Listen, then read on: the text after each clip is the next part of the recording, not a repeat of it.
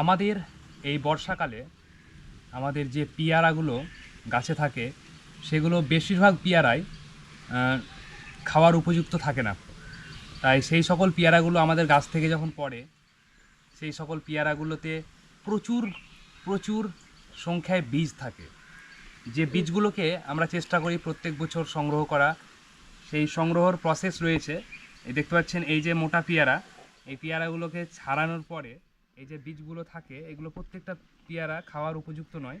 সেগুলোকে আমরা এভাবে বীজগুলোকে সংগ্রহ করি এবং সংগ্রহ করার পরে সেগুলোকে আমরা এই নেটের মাধ্যমে ভালোভাবে চেষ্টা করি বীজগুলোকে বার করে নেওয়ার, এবং সেই বীজগুলোকে রোদ্রে হালকা শুকিয়ে সেগুলোকে আমরা বিভিন্ন ভালো একটি জায়গা তৈরি করে সেখানে বীজগুলো দিয়ে আমরা চেষ্টা করি চারা তৈরি করার, এবং সেগুলোকে প্যাকেটে পুড়ে আমরা চারা তৈরি করি।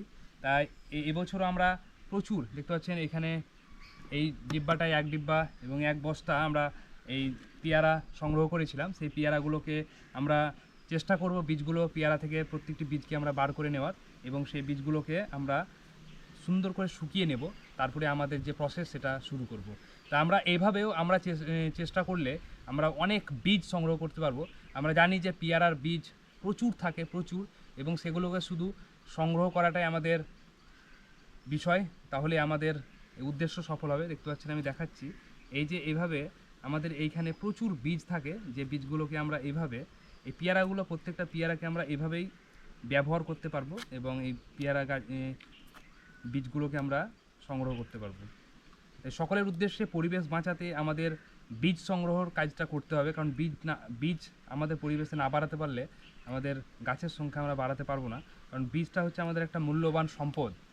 এই বীজ আমাদের একটি মূল্যবান সম্পদ, যে সম্পদ আমরা ব্যবহার করে আমাদের পরিবেশে বৃক্ষ বাড়াতে পারি। সে তেমনই একটা পেয়ারার বীজ একটি গুরুত্বপূর্ণ সম্পদ, কারণ পেয়ারা অসংখ্য বীজ থাকে, তাই আমরা পেয়ারার বীজটাকে আমরা ব্যবহার করব এইভাবে। দেখতে পাচ্ছেন আমরা এভাবে আমরা সংগ্রহ করছি। সংগ্রহ করার পরে আমরা এই বীজগুলোকে এই নেটের মাধ্যমে ছেঁকে নেব, এবং শুধু বীজগুলোকে বার করে সেগুলোকে আমরা রোদে শুকিয়ে নেব।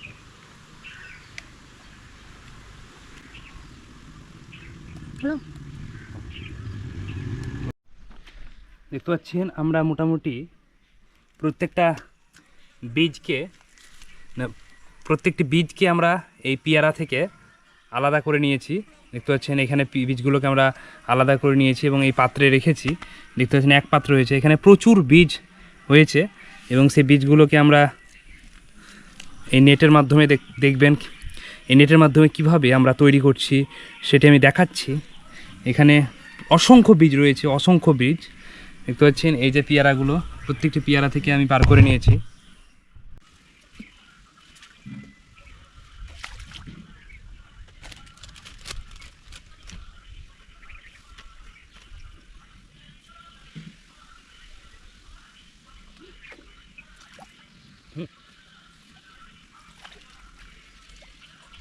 করছেন বীজবাদী যে অংশগুলো রয়েছে সেগুলোকে আমি এভাবে বার করে নিচ্ছি, এগুলো হচ্ছে সেই পেয়ারার ভিতরে অংশগুলো থাকে, সেগুলো নেটের মাধ্যমে বেরিয়ে আছে, এবং বীজগুলো শুধুমাত্র থেকে যাবে, তখন বীজগুলোকে সংগ্রহ করে নেব।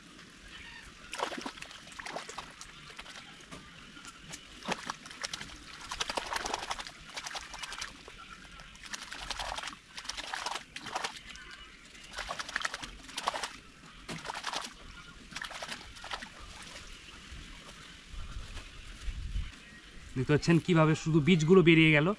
এভাবে আমরা এখানে যতগুলো বীজ আছে এভাবে সংগ্রহ করব, এবং সেই বীজগুলোকে আমরা রোদে শুকিয়ে নেব। কত সুন্দর দেখতে পাচ্ছেন, পুরো বীজগুলো আলাদা আলাদা হয়ে গেছে, এবং সেই বীজগুলোকে আমরা প্রত্যেকটি সুন্দরভাবে বার করে আর রোদে শুকিয়ে নেব। এখানে অসংখ্য বীজ রয়েছে, অসংখ্য বীজ। এই বীজগুলো আমরা যদি তৈরি করতে পারি তা আমাদের পরিবেশে প্রচুর প্রচুর পেয়ারার বীজ আমরা সংগ্রহ করতে পারবো।